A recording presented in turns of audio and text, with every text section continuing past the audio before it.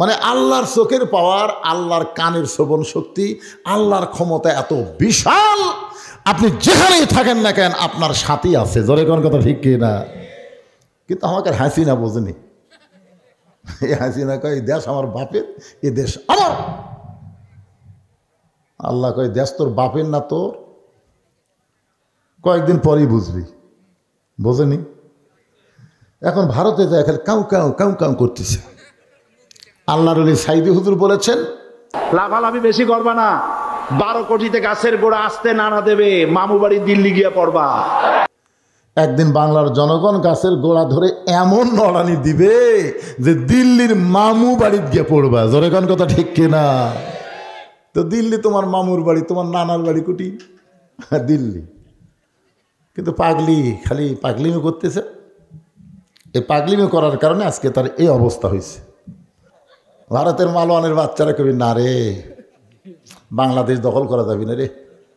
যারা মরতে চাই মিছিল করতেছে, এরকম কোনোদিন মারা যাবি না? মারা কি লাভ? মারা যাবি না তো। আজকে আমরা মরবার চাই না দেখে মালওয়ানের বাচ্চারা হুমকি দেয় যে বাংলাদেশ 3 দিকে আমরা ভারত, একদিকে সাগর, যদি তোমাদেরকে অ্যাটাক করি 15 মিনিট লাগবে না বাংলাদেশ দখল করতে। কয় কি রে, আগের বাংলাদেশ দখল করতে নাকি এরকে 15 মিনিট লাগবে না। এই শালারা জানি না আমরা দোয়া ইনুসক বসে থুছি। তোর কোন কথা ঠিক না? দোয়া ইনুস বোঝেন না কোন সময় মানুষ পড়ে? বিপদের দোয়ার নাম কি? বসে আছে কে? ইউনুস নবীরে খাইলো মাছেতে গিলিয়া, ফেরেস্তা পাঠালেন আল্লাহ এসমে আজম দিয়া। দমে দমে সে হরদম পড়ে সে এসমে আজম, মাছেরই উদর হইতে বাঁচাইল প্রাণ। সবাই বলেন আল্লাহু আল্লাহু, তুমি জাল্লে জালালুহু, শেষ করা তো যাই না গেয়ে তোমার গুণগান। আল্লাহ বলেছেন ইয়া আইয়ুহাল্লাযীনা আমানুত্তাকুল্লাহা হাক্কা তুকাতিহি ওয়া লা তামুতুন্না ইল্লা ওয়া আনতুম মুসলিমুন। মুসলমান হয়ে তোমরা যখন মৃত্যুবরণ করবে, রে আমার বান্দা বান্দিরা, তোমরা জানো না মৃত্যুর বিছানায় যখন তোমরা পড়ে যাবে তখন আমি আল্লাহ তোমাদের সঙ্গে কেমন ব্যবহার করব।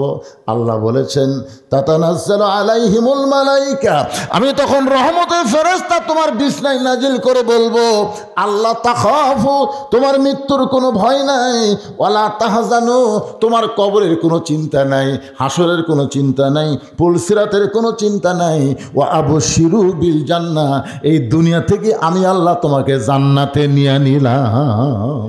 ফাদখুলি ফি ইবাদি ওয়াদখুলি জান্নাতি। কি বুঝতেছেন? ইমাম গাজ্জালি বলেছেন মৃত্যু হলো একটা ব্রিজের নাম, কবর হলো জান্নাতে যাওয়ার দরজার নাম। মৃত্যু নামক ব্রিজে যদি না উঠো অন্ধকার কবরে যাওয়ার পারবা না, আর কবরে যদি না যাও জান্নাতের মধ্যেও তুমি ঢুকতে পারবা না। জোরে কোন কথা ঠিক কি না? তাহলে জান্নাতে যাইতে গেলে কবরে যাওয়া লাগবেই, আর সেই কবর নিয়ে হাইরে ভয়। আল্লাহ বলে মুসা মৃত্যুকে পছন্দ করার 2 নম্বর কারণ কি? মুসা বলতেছে আল্লাহ মৃত্যুকে পছন্দ করার 2 নম্বর কারণ হলো আমার মৃত্যুটা কেবলমাত্র আপনার জন্যই আমি ওয়াকফ করেছি। তাহলে কার জন্য মরা লাগবে? সবাই বলেন আমরা মরবো কার জন্যে? আরো জোরে কর না কেন? ইন্না সলাতি ওয়া নুসুকি ওয়া মাহইয়ায়া ওয়া মামাতি লিল্লাহি রাব্বিল আলামিন। এখন শোনেন, আল্লাহর জন্য মৃত্যুবরণ করলে সে কেমন মৃত্যু হোক এটা বোঝানোর জন্য বলতেছি। ইয়াজিদ বসে আছে সিয়ারত। কে বসে আছে? ইয়াজিদ সিয়ারত বসে আছে।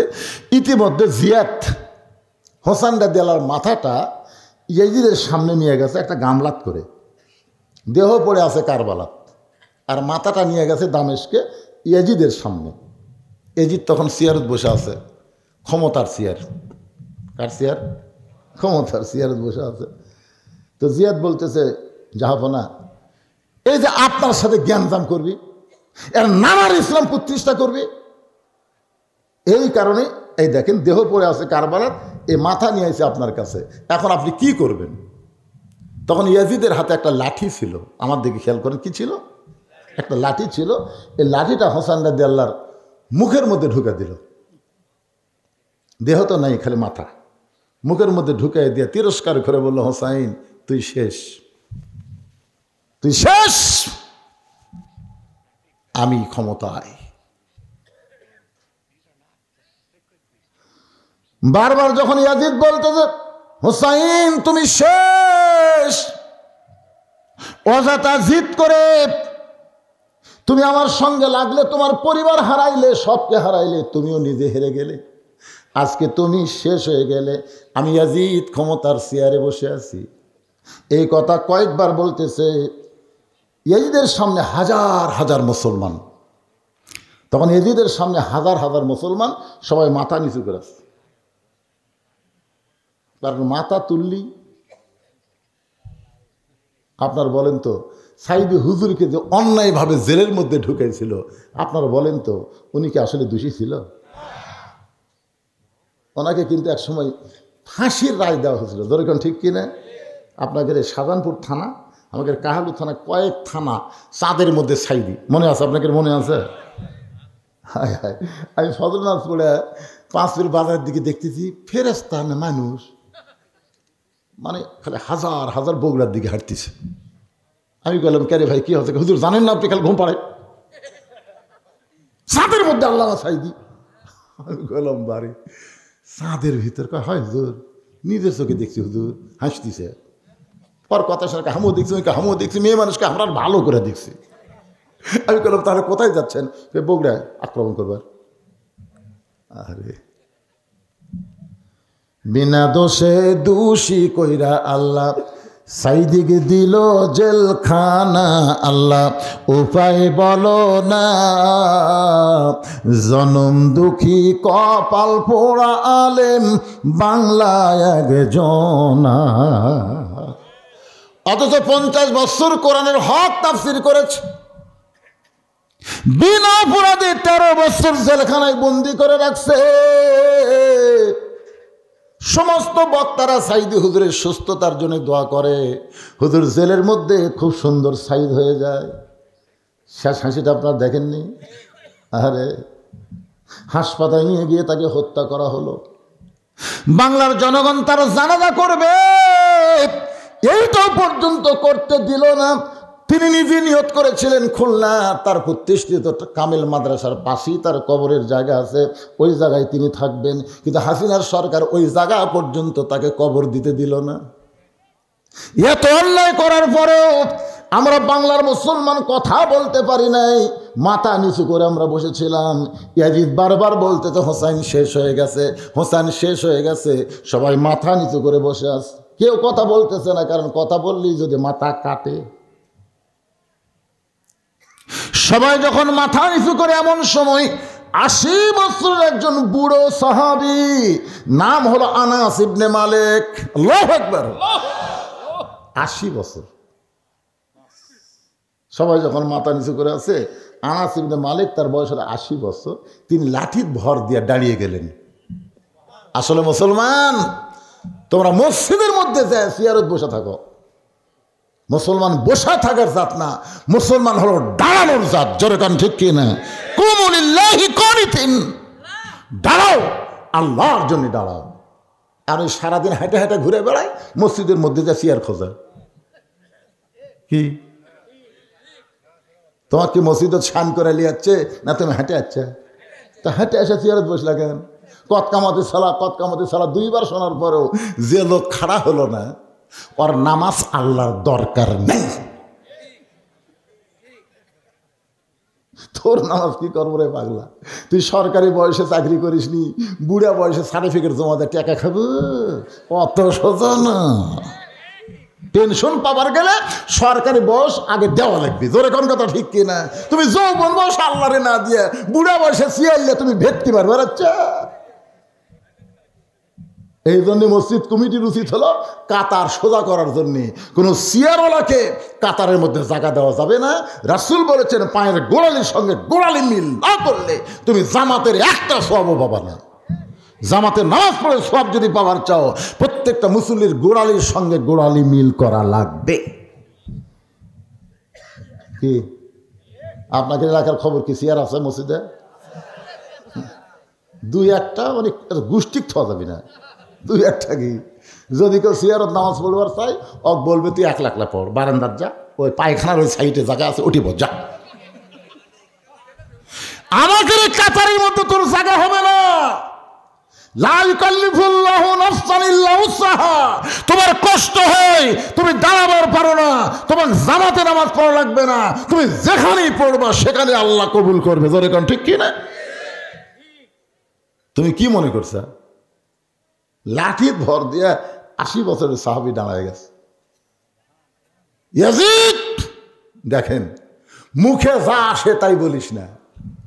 তুই যে মুখের মধ্যে লাঠি ঢুকায় তিরস্কার করতেছিস, এই হোসেনকে তুই চিনিস?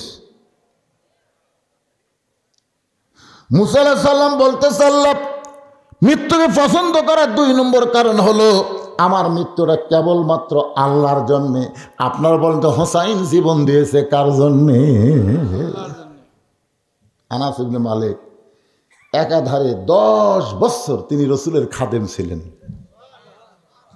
রাসূলের গোলাম বলা যাবে না, রাসূলের খাদেম বলা লাগবে। গোলাম একমাত্র কার? আপনি গোলাম রব্বানি নাম থোয়ার পারবেন, গোলাম রব্বানি, কিন্তু গোলাম রসুল চলবে না। আর অনেক সময় না বুঝা থুয়া দেই গোলাম রসুল। গোলাম রব্বানি থবেন, কিন্তু গোলাম রসুল থোয়া যাবে না। রাসূলের গোলাম না, রাসূলের খাদেম। 10 বছর তিনি একাধারে খেদমত করছেন। তিনি বলতেছেন একদিন আমি রাসূল ঘরের মধ্যে নফল নামাজ পড়তেছে, আমি রাসূলের পাশে চুপটি করে দাঁড়িয়ে আছি। এমন সময় ওই হোসাইন যার মুখের মধ্যে লাঠি ঢুকাইছে, ওই কোত্থেকে দৌড়ে এসে নানার পিঠের উপর লাফ দিয়ে চলে বলতে, চল ঘোড়া চল, চল ঘোড়া চল, চল ঘোড়া চল। আমি আনার চিন্তায় পড়ে গেলাম, নবী আছে নামাজের সেজদায়, আর হোসেন ছোট্ট মানুষ, বাচ্চা, বুঝতে পারতেছে না, চল ঘোড়া বলতেছে। আমি আস্তে করে হোসেনকে যখন নবীর পিঠ থেকে নামাবার চাই, নামাজরত অবস্থায় আল্লাহ নবী এভাবে হাতের ইশারা করলেন। আমাকে নিষেধ করার পরে আমি আর হোসেনকে নামালাম না। কিছুক্ষণ পরে হোসেন বলতে, যেই ঘোড়া চলে না এই ঘোড়ার পিঠে আমি আর থাকবো না। রাগ করে যখন হোসেন ঘর থেকে বের হয়ে যায়, কিছুক্ষণ পরে নবীর সেজদা থেকে মাথা তুলে নামাজ যখন শেষ হলো, আমি জিজ্ঞাসা করলাম, নবী গো, আপনার হোসেন আপনার পিঠে চড়ে চল ঘোড়া বলে বেয়াদবি করলো, আমি নামাবার চাইলাম কিন্তু আপনি নিষেধ করলেন। রাসূল কান্দেরে বলে, আনাস রে, হোসেন যখন আমার পিঠে চল ঘোড়া বলেছে, আমি তখন নামাজ পড়া অবস্থায় নামাতে চাইছিলাম, কিন্তু নামাজের মালিক আল্লাহ বলে, হাবিব আপনি যেমন হোসেনকে ভালোবাসেন আমি আল্লাহ তেমন ভালোবাসি। যতক্ষণ আপনার পিঠে ঘোড়া খেলবে, আপনি আমার কারণে হোসেনকে পিঠ থেকে নামাবেন না। মুখে লাঠি ঢুকায় তিরস্কার করতেছিস?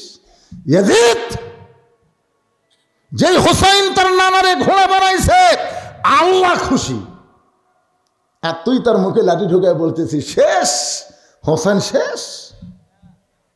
আল্লাহর জন্য যারা জীবন দেয় তারা শেষ হয় না। আমার গ্রামের এক ছেলে, আমার সম্পর্কে চাচাতো ভাই, ছেলে হয়েছে বহুদিন পর, আমাকে কয়, হুজুর একটা ভালো নাম রাখেন। আমি বললাম, নাম তো আবু সাইদ। ছেলের নাম আবু সাইদ। খুব খুশি। হাসিনার বিরুদ্ধে সর্বোত্তম যিনি জীবন দিয়েছে তার নাম কি? আবু সাইদ। আমার গ্রামে এখন 3টা আবু সাইদ। আমার যে গ্রামে বাড়ি, ওই গ্রামে আবু সাইদের সংখ্যা হলো 3টে, মানে বেটা হলে আবু সাইদ। তাহলে কি আবু সাইদ মরছে? একই পাড়া 3টে। মনে করেন এই বছর যেগুলা ছেলে জন্ম নিবে অধিকাংশেরই নাম তবে আবু সাইদ, মুগ্ধ না হয় ইয়ামিন। জোরে কোন কথা ঠিক কিনা? এরা কিন্তু মরেনি। আমার খালাতো বোনের একটা মেয়ে হয়েছে। খালা আমার মোবাইল করে বললো, বাদান তোর খালাতো বোনের একটা মেয়ে হয়েছে, তুই হুজুর মানুষ একটা ভালো নাম বলতো। আমি বললাম, খালা হাসিনা। হাসিনা, ওরে বাবা রে। খালা 30 সেকেন্ড আমার সাথে কথা কয়, মোবাইলে তো কথা হচ্ছে। আমি বললাম খালা কি আমার কথা বলেন, কথা বন্ধ করলেন গে? 30 সেকেন্ড পর বলতে তুই আলেম না জালেম, তোর কাছে একটা ভালো নাম চাইলাম আর তুই খুনি হাসিনার নাম কস। তখন আমি বুঝলাম হাসিনাই পচে গেছে রে, হাসিনার নাম থবার করলে যে খেপা খেপছে, অথচ আবু সাইদ মরেনি, এরা অমর হয়ে গেছে। জোরে কোন কথা ঠিক না?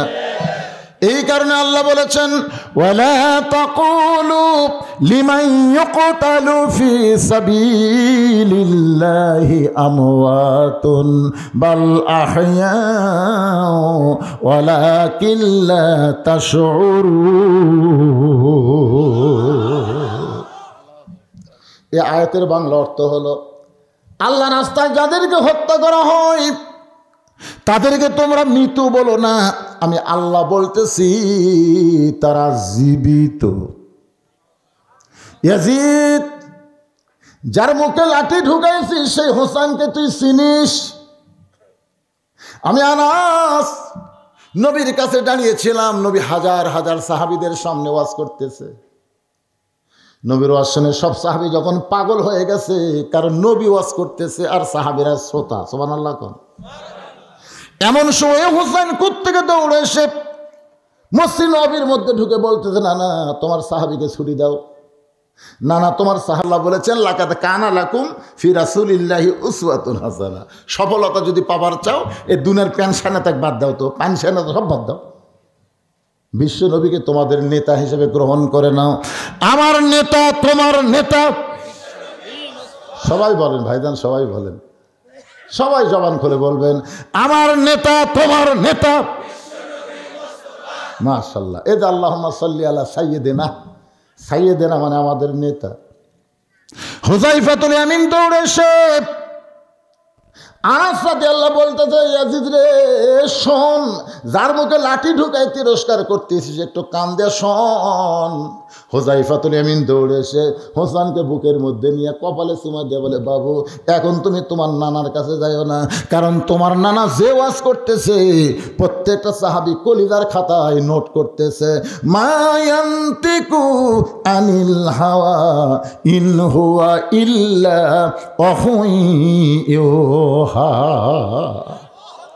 আপনারা বলেন তো নবী যে কথা বলে এ কথা কি নবী বলে না আল্লাহ বলায়? আল্লাহ কোরআনে বলে দিয়েছেন আমার নবী নিজের ইচ্ছায় কিছুই বলে না। তাহলে নবী বলতে সাহাবীরা কলিজার খাতায় নোট করতেছে এখন তুমি নানার কাছে যাইও না। সঙ্গে সঙ্গে হোসেন বলে রে নবীর সাহাবীরা আমার নানাকে চিনো বলে, আমার নানার দাম তোমরা বুঝতেছো কিন্তু আমাকে চিনো না বলে আমার দাম তোমরা বুঝতেছো না। আমি নানার কাছে যাবার চাই কিন্তু তোমরা যাবার দিচ্ছ না। আজকে শুনে নাও তোমাদের নবী নানা আমার নানার চাইতে আমি হোসাইন কোনো অংশে ছোট না। যেই কইছে নানার চাইতে কোন অংশে ছোট না। ওই সাহাবীদের মধ্যে একজন সাহাবী ছিল, নাম হলো হযরত আলী। জোরেকার নাম কি? আল্লাহ রাসূল বলেছেন আনা মাদিনাতুল ইলমি ওয়া আলী ও বাবুহা, আমি হচ্ছে ইলমের শহর, আলী হচ্ছে তার দরওয়াজা। যত ধরনের জ্ঞান আল্লাহ সব হযরত আলীকে দান করেছেন। জোরে কোন সুবহানাল্লাহ। সমস্ত জ্ঞান, শরীয়ত কোন, মারিফত কোন, হাকিকত কোন, তরিকত কোন, সব জ্ঞান আল্লাহ তাআলা নবীর মাধ্যমে হযরত আলীকে দান করেছে। সুবহানাল্লাহ বলেন। লাইলাতুল মেরাজের কিছু গল্প আছে যেইটা নবী সরাসরি আলীকে বলেছে, অন্য কাউরে বলেন। দেওয়ানে আলী কিতাব পড়লে এটা বোঝা যাবে। কিছু কথা আছে, আবু হুরায়রা বলেছে আমি যদি এই কথা বলি জনগণ আমাকে কাফের বলবে, কিন্তু এই কথাটাই হলো ইমানের কথা। জোরে কর সুবহানাল্লাহ। আমি সেই কথাগুলো আপনাদের মাঝে বলে ফিতনা তৈরি করতে চাই না। বাংলাদেশের অনেকে বলে নবী মাটির তৈরি, কেউ বলে নবী মারা গেছে, এরকম অনেক কথা অনেক বেয়াদব কিন্তু বলে। জোরে কোন ঠিক কিনা? নবী মোর নূরে খোদা, তার নূরে সকল পয়দা, আদমের কলবেতে তারি নূরে রোশনী। সবাই বলেন নবী মোর পরশমণি, নবী মোর সোনার খনি, নবী নাম ভাবে যেজন সেই তো দোজা হানের ধ্বনি। হযরত বেলাল বলতেছি ইয়া রাসূলুল্লাহ আমি যখন মরে কবরে যাব মুনকির নাকির আমাকে 3টা প্রশ্ন করবে। কয়টা? কিন্তু আপনি যখন কবরে যাবেন আপনার কয়টা করবে? নবী কয়, বেলাল তোমার কি ধারণা? হুজুর আমার ধারণা হলো আপনি 2টা করবি। রাসূল বলেন কোনটা বাদ দিবি? বলে ওমান নবী এই প্রশ্ন আপনাকে করবে না, কারণ আপনি তো নবী। তখন আল্লাহ রাসূল বললেন, বেলাল মৃত্যুবরণ করে যারা কবরে যাবে তাদেরকে মুনকির নাকির 3টা প্রশ্ন করবে, কিন্তু আমি যদি কবরে না যাই। আপনার বলেন তো এই কথা দিয়ে রাসূল কি বুঝালেন? কেউ বলবার পারে না, কারণ এটা উমরের কবর, এটা আবু বকরের কবর, কিন্তু রসুলেরটা দেখতে কয় এটা নবীর রওজা। একই সাথে 3 জন শুয়ে আছে, 2টা কবর একটা রওজা। নবীর উম্মত এগুলা বিষয় জানা লাগবে। এইগুলা জানতে গেলে হযরত আলী পর্যন্ত পৌঁছা লাগবে। জোরে কোন কথা ঠিক কি না? হযরত আলী এক দৌড়ে এসে হুযায়ফার কোল থেকে কাইরা নিয়ে মুখে এত জোরে একটা ঠাসি মারছে, হোসাইন রে তোর নানার সাথে দুনিয়ার কারো তুলনা চলবে না। ওরা ফানা লাকা যিকরাক, ফেরেশতা জিবরাইল যেখানে যাওয়ার চাই, আল্লাহ বললেন জিবরাইল 1 ধাপ সামনে আসলে তোর অস্তিত্ব পুড়ে হবে ছাই। জিবরাইল বলে নবী গো, যে জায়গায় আমি জিবরাইল যাবার পারতেছি না, 70,000 নূরের পর্দা পাড়ি দিয়া আপনি যাবেন যান, কিন্তু জমজমের কূপের পানিতে উজু করার সময় যে জুতা জোড়া আপনার পায়ে ছিল, এই জুতা কি আপনি খুলবেন না? নবী যখন ওপর হয়ে জুতা খুলবেন, এমন সময় আল্লাহ ডাকতেন, হাবিব ওই জিবরাইল আপনারা চিনে না বলে জুতা খুলতে কয়, আপনার জুতা খুলবেন না। আমার আরশ আজিম দামি হতে পারে গো নবী, কিন্তু আপনার জুতার চাইতে দামি না। হযরত আলী বলে, হোসাইন রে এই ছোট্ট মুখে তোর নানার সঙ্গে তুলনা করলি রে, এত জোরে মুখে ঠাসি মারছে, নিচের দাঁত লপকাইতে রক্ত বের হয়ে গেছে, কারণ হযরত আলী নিজের জীবনের চাইতেও নবীকে বেশি ভালোবাসে। জোরে কন্যা সুবহানাল্লাহ।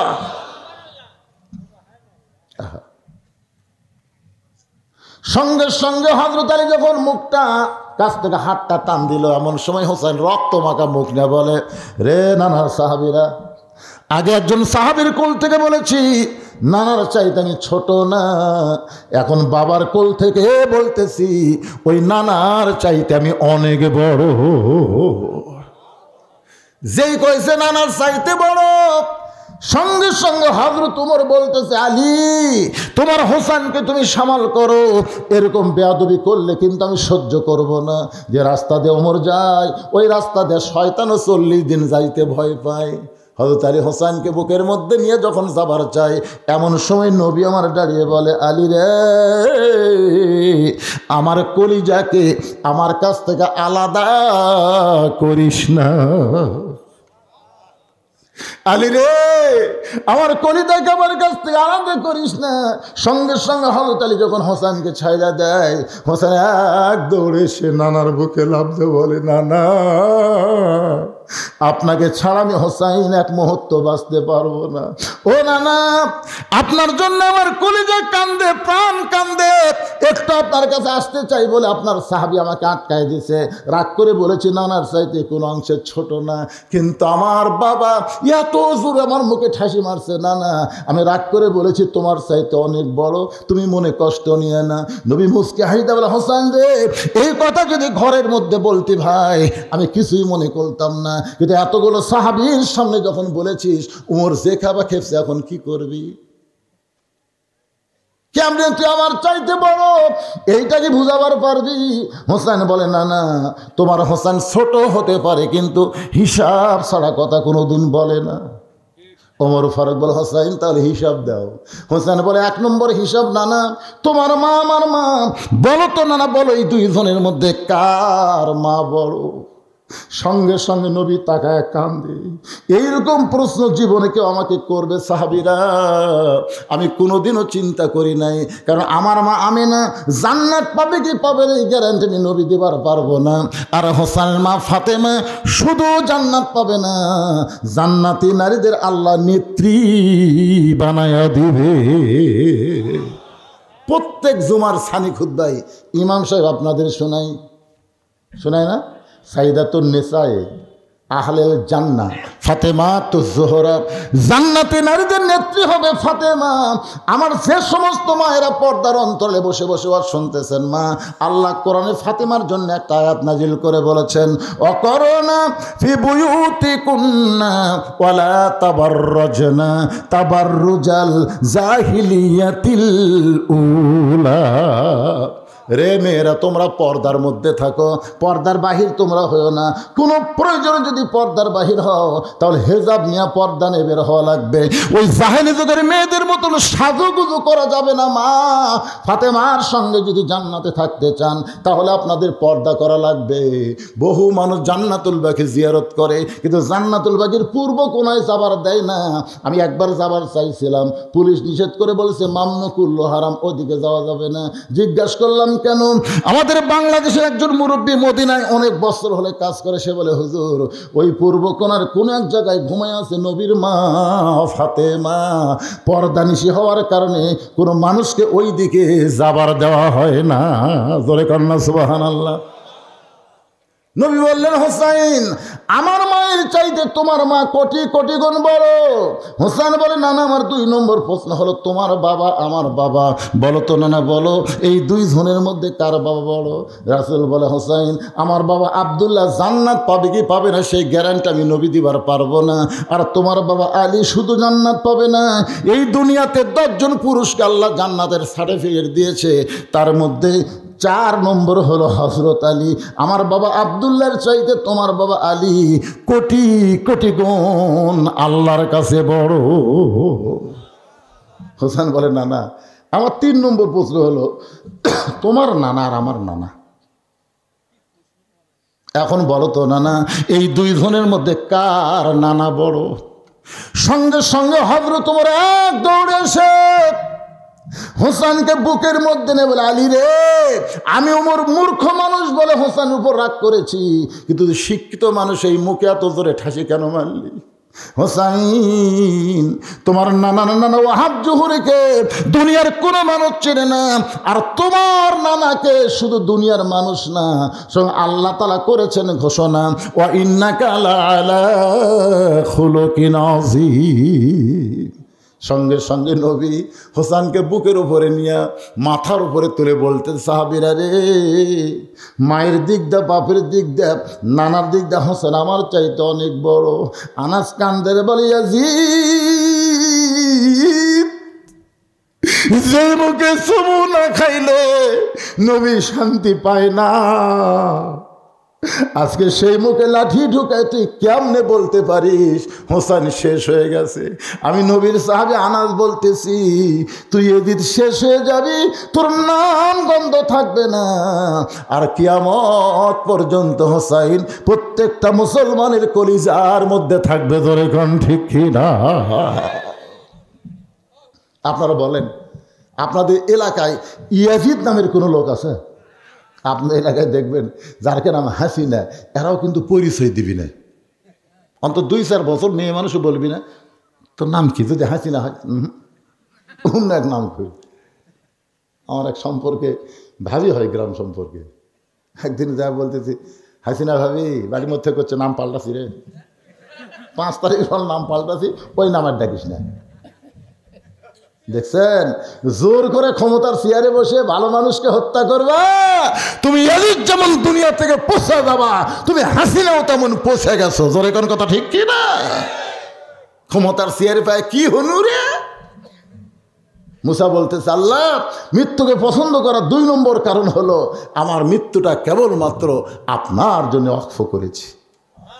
আল্লাহ বলে, মুসা মৃত্যুকে পছন্দ করার 3 নম্বর কারণ কি? মুসা নবী মৃত্যুকে পছন্দ করার 3 নম্বর কারণ বলবে, আমি আপনাদের সামনে আরও অনেক সময় আলোচনা করব। কিন্তু এই যে মাদ্রাসা, এই মাদ্রাসার মাহফিল, আমার উপর কিছু দায়িত্ব আছে যে মাদ্রাসার জন্য অন্তত কিছু তো বলাই লাগবে নাকি কন? ইবতিদায়ী মাদ্রাসায় সরকারি কোনো বুঝবার পারছি তো, যখন স্লিপ আপনি ঢাকাতে হচ্ছেন, আমরা পুরানা বক্তা ভাই, ওয়াজের বয়সে 42 বছর। তবে আমি আপাতত আদায় করতেছি না, কিন্তু আজকে সিস্টেম লস হয়ে গেছেন, কী করবেন? আর আপনাদের এলাকাত আমি শুনলাম, যেখানে সুন্দর মাহফিল করলাম, বলতে হুজুর কয়েকদিন আগে আব্দুল সালাম আসছিল, গুনাগাতে 35 জন লোক, মানে লোকজন নাকি আপনাকে এলাকাতে আর ওয়াজ শুনতেছে না। তখন আমার ভয় লাগলো, আল্লাহ রে, আজকে বড় বলতে কী হবি রে, যদি 35-40 হয় তাহলে এর বক্তা কি দিবি, এরা ডেকোরেটার খরচ কুটি পাবি, 8 মন চাউল পোলা বানাছে, এইগুলো কি হবি রে? 9 মন, আমার বেশি জানে, 9 মন, মাথায় নষ্ট ভাইজান। এই ইবতিদায়ী মাদ্রাসার মহব্বতে আপনাদের মধ্যে এমন কোন কয়টা বান্দা আছে? আমি এখানে মাত্র বাপ মায়ের রোহের মাগফিরাতের জন্য 100টা কোরআন শরীফ মাদ্রাসার জন্য বিক্রি করব। এক কোরআন শরীফ মাত্র 500 টাকা। আপনি 500 টাকা দিবেন, নবীর মাদ্রাসায় একটা কোরআন শরীফ দান করা সব আপনার বাপ মা যাদের কবরে গেছে, আল্লাহ যেন কবরে বসায় দেয়। জোরে কোন আমিন। কেউ যদি মনে করে হুজুর আমি 2টা কোরআন শরীফ দিব, তাহলে 1000 টাকা। কেউ যদি মনে করে আমি 4টা দিব, 2000 টাকা। এগুলো কিন্তু বাকি তোলা হবে না বাজান, আগে লগত তোলা লাগবে। লগত 500 টাকা কে দেবেন? একটা কোরআন শরীফ বাড়ে, এত হাজার হাজার মানুষ, তার মধ্যে একটা কোরআন শরীফ বাবদ 500 টাকা দেন। আপনার দেখা দেখি যত মানুষ দিবে, প্রত্যেকটা মানুষের সবের একটা অংশ আল্লাহ আপনাকে দিবে। এই জন্য আগে দান করা কিন্তু খুবই ভাগ্যবানের কাজ। আগে দান, টাকা তুলে থাকলে হবে তো, একটু কষ্ট করে আসেন বাজান, আসেন আসেন। আপনার দেখা দেখি দেখবেন আরেকজন উঠবে, আসেন আসেন। বাকি যদি ধান দেন, ধান বাকি আদায় হলে কি হয়? এখানে বাকি ধান আদায় হয়। তাহলে আপনারা কাগজ কলম নিয়ে বসেন, যারা ধান দিবে বাকি কোরআন শরীফ লগত 100টা কোরআন শরীফ এতগুলো মানুষের মধ্যে আমি চাইছি। কি দিলেন? এই যে কথা একটা বলতেছেন, মনে কষ্ট লাগে ভাইজান। দীর্ঘ 10 বছর বগুড়া বাদ দেওয়া ওয়াজ করছি, আমার ওয়াজ কি কমিছে? এলাম না আসলে কি হবে? কথা তো বলো, টাকা কামাই হচ্ছে।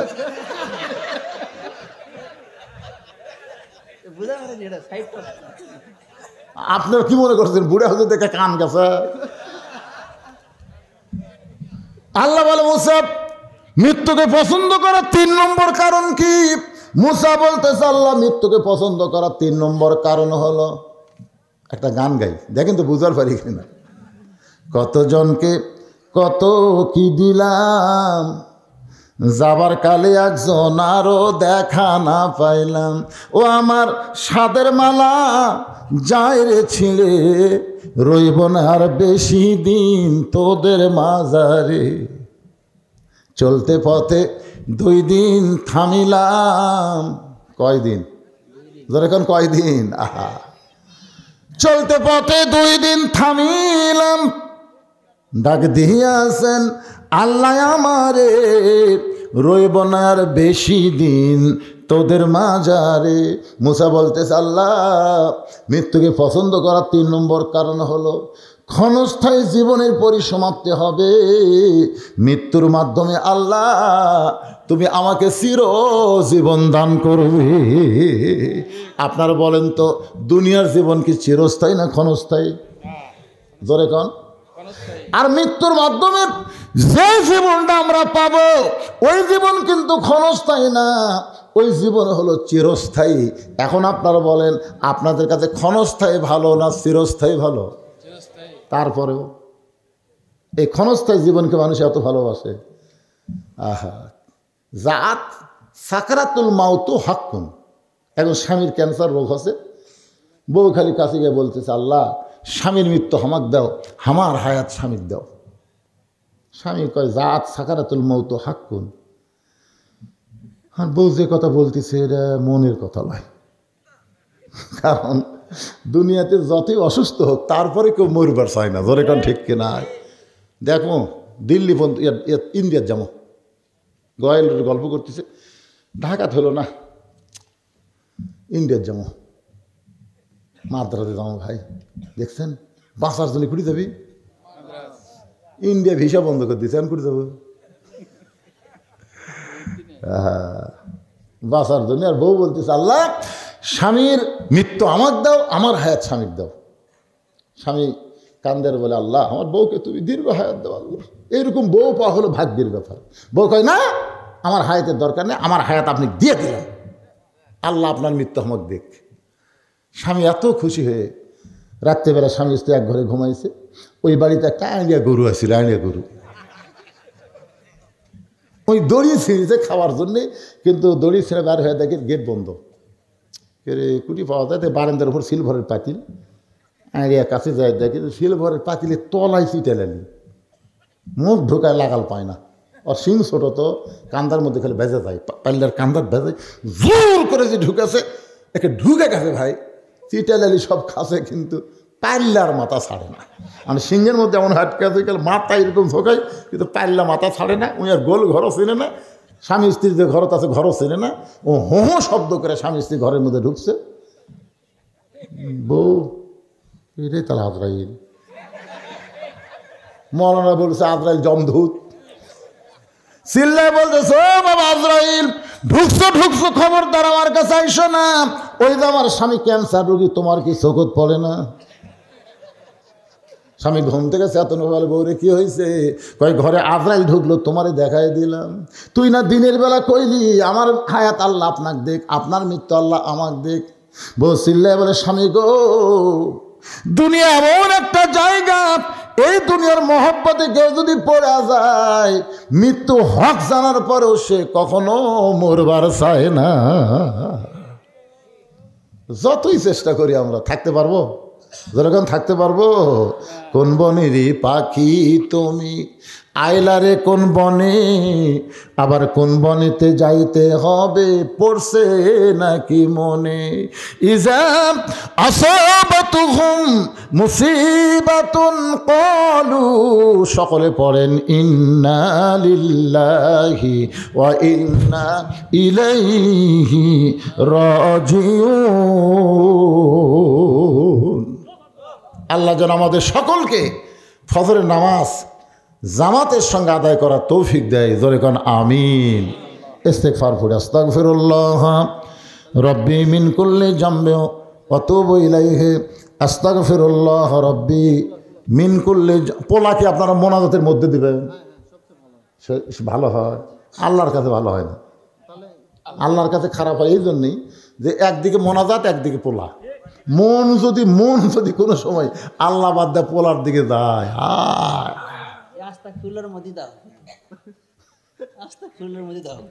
না না না, মাশাআল্লাহ লোক কিন্তু বহু আছে, তাই না? পিছন দিকে খালি দেখায়, কোন পর্যন্ত রে থেকে পোলা তোলাবে ইনশাল্লাহ। তাহলে আপনার একটু কাতারবদ্ধ হন তো দেখি, হন দেখা যাক কি হয়। হন বাজান, হন একটু সাইজ হন। হ্যাঁ, আপনাকে ভিতর দিয়ে যেন তবারক দিবার পারে, বুঝছেন? এই জন্য একটু সাইজ হন, একটু সাইজ হন। আপনার পোলার দিকে তাকাবেন না, খালি দোয়ার দিকে খেয়াল করবেন। হ্যাঁ, দোয়ার দিকে খেয়াল করবেন, পোলার দিকে খেয়াল করবেন না। একটু বসেন, নড়াচড়া বসেন, জিকির করেন আর নড়াচড়া বসেন। লা ইলাহা ইল্লাল্লাহ, লা ইলাহা ইল্লাল্লাহ, লা ইলাহা। এই এটা টানা ধরো তো, কি পড়ে গে?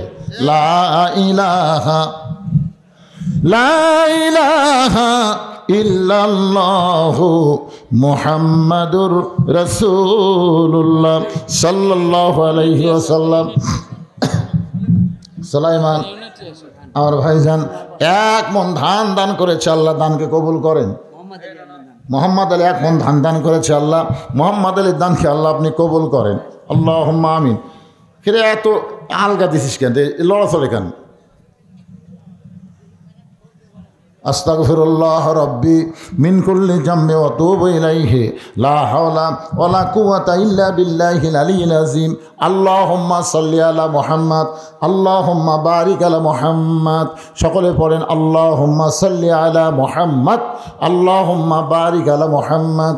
বিসমিল্লাহির রহমানির রহিম। কুল হুয়াল্লাহু আল্লাহুস সামাদ, লাম ইয়ালিদ ওয়া লাম ইউলাদ ওয়া লাম ইয়াকুল লাহু কুফুয়ান আহাদ। আপনারা কিন্তু লিখছেন তাফসীরুল কোরআন এবং দোয়া মাহফিল। দোয়া দরকার নাই, দোয়া দরকার নাই। বাপ মাত্রের সঞ্জরা কবরে চলে গেছে, তাদের সকলে রুহের মাগফিরাতে আজকে এখানে দোয়া করা হবে। এই জন্য সবাই তবারকের দিকে খেয়াল না করে দোয়ার দিকে খেয়াল করে দুইটা হাত আল্লাহর দরবারে তুলে আল্লাহুম্মা আমিন। রব্বানা রব্বানা যালামনা আনফুসানা ওয়া ইল্লাম তাগফির লানা ওয়া তারহামনা লানাকুনান্না মিনাল খাসিরিন। আয় আল্লাহ তাআলা, ওই মাগরিবের নামাজের পর থেকে রাত 12টা 20 বাজতেছে, দীর্ঘ সময় পর্যন্ত তোমার পাগল বান্দা বান্দিরা আরামের বাড়ি ঘুমকে বাদ দিয়া কোরআন হাদিসের মহব্বত কলিজার মধ্যে নিয়া এই জান্নাতের বাগানে বসে বসে কোরআন হাদিসের আলোচনা শোনার শেষে আমি গুনাহগারের সঙ্গে রহমতের দরজায় ফকির হয়ে দোকানা হাত তুলেছি। আল্লাহ মেহেরবানি করে আজকের মাহফিল আমাদের সকলের হেদায়েতের জন্যে, নাজাতের জন্যে, জান্নাতের জন্যে কবুল করো। এই মাহফিলের শুরু থেকে শেষ পর্যন্ত যত আলোচনা হয়েছে আল্লাহ, এর মধ্যে যদি ত্রুটি হয়, ভুল হয়, মাফ করে দিও। এর যা হাদিয়া মঞ্জুর করো সোনার মদিনায় নবী পাকের রওজা মুবারকে আল্লাহ কবুল করে নিও। তামাম আম্বিয়ায়ে কেরাম, আসহাবে কেরাম, তাবিনী কেরাম, তাবা তাবিনী কেরাম, তামাম পৃথিবীর মাটির নিচে যত মুমিন মুমিনা আছে আল্লাহ সকলের আরওয়াহ পরে হাদিয়া কবুল করো। আল্লাহ আমরা যারা হাত তুলেছি, আমাদের জনম দুঃখনী মা যাদের কবরে চলে গেছে, গত বছর 25শে ডিসেম্বর আমার মা দুনিয়া থেকে বিদায় হয়ে গেছে। আজকে 25শে ডিসেম্বর, দেখতে দেখতে একটা বছর মা আমার দুনিয়াতে নাই। আল্লাহ এই দরদের মা যাদের কবরে গেছে আল্লাহ মেহেরবানি করে মায়ের কবরটাকে জান্নাতের টুকরা বানায়া দাও। কি বলবো প্রসবের কথা, মা বিনে সেই ব্যথা কেউ তো বুঝিবে না। মাজন ঠেকিয়া সন্তানের দায়, অকালে মা মারা যায়, কেন সে মায়ের জন্যে দোয়া করবা না? এমন দরদি ভাবে কেউ হবে না আমার মা গো। এই দরদের মা যাদের কবরে গেছে আল্লাহ মেহেরবানি করে মায়ের কবর জান্নাতের টুকরা বানিয়ে দাও। বাবার বাড়িঘর সবই আছে, আমরা যারা বাবা হারাইতি তোমার দরবার করে আল্লাহ বাবার কবরকে জান্নাতের টুকরা বানায় দাও। আমাদের দাদা দাদি নানা নানি আত্মীয় স্বজন শ্বশুর শাশুড়ি যাদের কবরে গেছে আল্লাহ কবরবাসীদের মাফ করে দাও। আল্লাহ এই বড় পুকুর ইবতিদায়ী মাদ্রাসাকে কিয়ামত পর্যন্ত কবুল করো। এই মাদ্রাসার জায়গা জমি দিয়ে মাদ্রাসা করে আজকে যারা কবরে চলে গেছে আল্লাহ মাদ্রাসার উসিলায় তাদের কবরকে জান্নাতের টুকরা বানায় দাও। আজকে মাদ্রাসার মাহফিল করতে গিয়ে নগদে বাকিতে যারা দান করেছে, ব্যাগের মধ্যেও যারা দান করেছে আল্লাহ সকলের দানগুলোকে জান্নাতের বিনিময় হিসাবে কবুল করে নাও। এই মাদ্রাসা কমিটির সভাপতি, সেক্রেটারি, কেশিয়ার সদস্য যারা, এই মাদ্রাসার হিতাকাঙ্ক্ষী যারা আল্লাহ তাদের সকলকে জান্নাতি কবুল করো। আজকের মাহফিলের সম্মানিত সভাপতিকে আল্লাহ তুমি কবুল করো, সহসভাপতি কবুল করো, প্রধান অতিথি বিশেষ অতিথিদের আল্লাহ তুমি কবুল করো। আমার মা বোনেরা পর্দার অন্তরালে বসবাস শুনেছে, আবিদা সালিহা পর্দা নিচে কবুল করে মা ফাতেমার চরিত্র দান করো। আমি অসুস্থ, আমার মতো অসুস্থ অবস্থায় যারা হাত তুলেছে আল্লাহ সবাইকে সুস্থতার নিয়ামত দান করে দাও। ও মাবুদ মাওলা, যে কোরআন শুনতে আমাদের এত ভালো লাগলো, সেই কোরআন বাংলার জমিনে একটা বারের জন্য বিজয় লাভ করবে, আমরা দেখে আমাদের চক্ষু শীতল হয়ে যাবে। আল্লাহ কোরআনের সমাজ, কোরআনের রাষ্ট্র একটা বারের জন্যে হলো আমাদের দেখার তৌফিক দিয়া দিও। আল্লাহ আজকের এই মাহফিলকে আল্লাহ তুমি কবুল করো। যারা তবারক পাক করেছে, কষ্ট করেছে, তবারক বিতরণ করতেছে আল্লাহ সকলকে আল্লাহ তুমি মাফ করে দাও। আল্লাহ তবারক একবার নিয়েছে আর যেন নিবার না চাই, এ মন মানসিকতা সবাইকে দিয়ে দেওয়া আল্লাহ। সুবহানা রাব্বিকা রাব্বিল ইজ্জাতি আম্মা ইয়াসিফুন ওয়া সালামুন আলাল মুরসালিন আলহামদুলিল্লাহি রাব্বিল আলামিন। ওয়াজাল আখিরাতি কালিমাতুনা ইনদাল মাউতি। সকলে পড়েন লা ইলাহা ইল্লাল্লাহু মুহাম্মাদুর রাসূলুল্লাহ সাল্লাল্লাহু আলাইহি ওয়াসাল্লাম।